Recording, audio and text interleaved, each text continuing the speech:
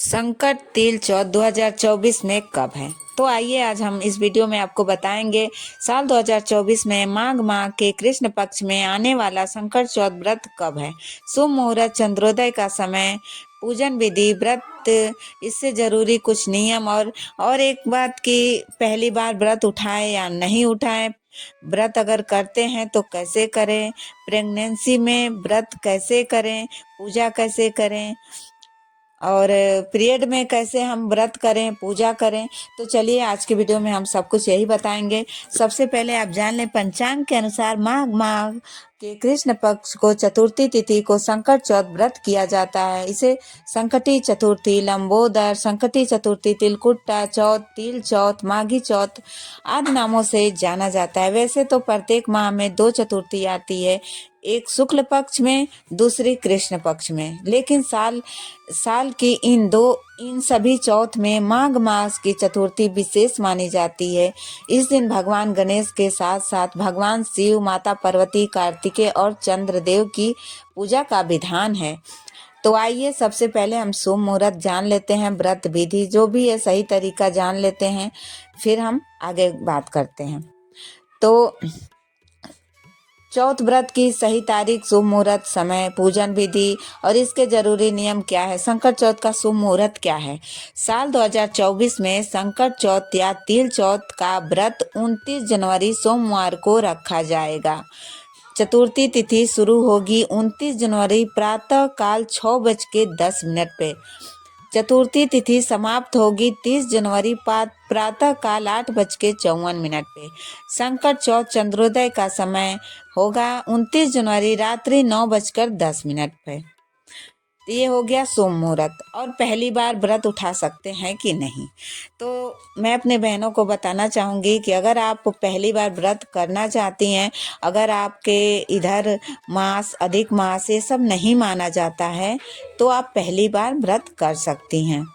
अगर आपके इधर अधिक मास ये सब माना जाता है तो आप व्रत नहीं कर सकती, पहली बार नहीं उठा सकती हैं। होलिका दहन के बाद आप कोई भी नया व्रत आप उठा सकती हैं और कर सकती हैं।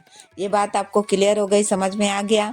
और प्रेगनेंसी में व्रत करें या ना करें, तो दोस्तों प्रेगनेंसी में बात यह है कि आप व्रत कर सकती हैं, बिल्कुल कर सकती हैं, क्योंकि 24 घंटे का निर्जला व्रत नहीं है ये। सुबह से लेकर शाम तक व्रत रहना है और शाम को चंद्रदेव को अर्घ देकर आप आराम से व्रत खोल सकती हैं। फल फ्रूट जो भी है खा सकती हैं बीच में, लेकिन आप अनाज ना खाएं। आज के दिन अनाज नहीं खाया जाता है। और अर्घ देने के बाद आप कुछ भी फल फ्रूट खा के अपना व्रत खोल सकती हैं।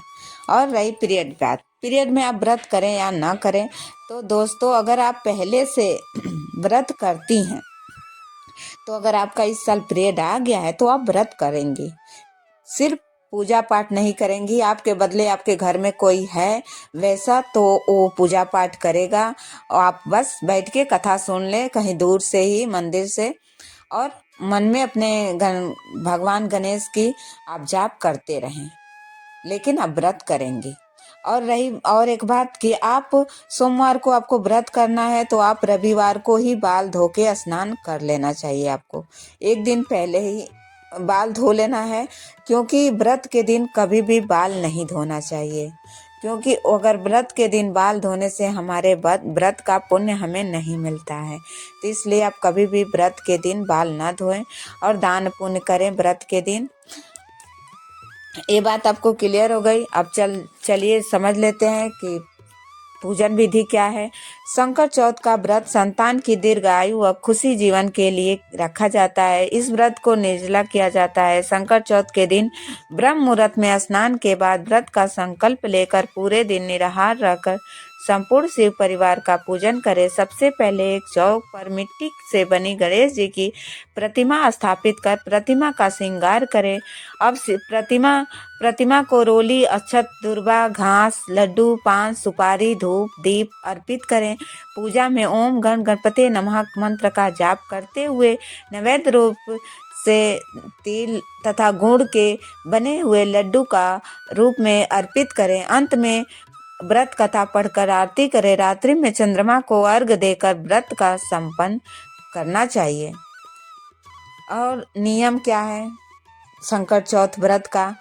तो महिलाओं को निर्जला व्रत करना चाहिए और गणेश जी का पूजन के बाद रात्रि में चंद्रमा को जल का अर्घ देकर व्रत का पारण करना चाहिए। चतुर्थी के दिन काले रंग के वस्त्र नहीं पहनना चाहिए। जिस दिन आप व्रत रखती हैं उस दिन कोई भी आप नया कपड़ा पहन सकती हैं, धुला हुआ हो, जरूरी नहीं कि कोरा हो, लेकिन काले रंग का वस्त्र आज के दिन ना पहने।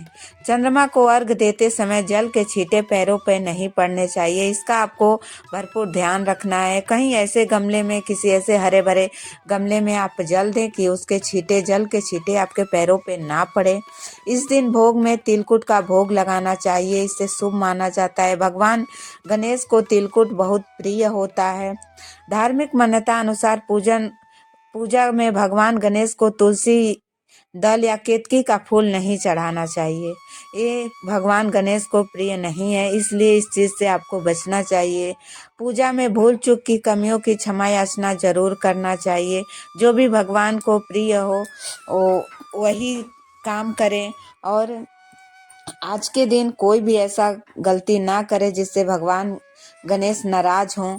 आपको आज के दिन दान पुण्य अधिक करना चाहिए, भगवान का जाप पूरे दिन करते रहना चाहिए।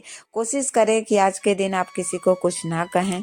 तो वीडियो अच्छा लगा हो तो चैनल को लाइक और सब्सक्राइब जरूर करें। कमेंट में ओम गणपते नमः का कमेंट जरूर करें। आज का वीडियो यहीं समाप्त करती हूँ, मिलती हूँ एक नई वीडियो के साथ। ओम गणपते नमः।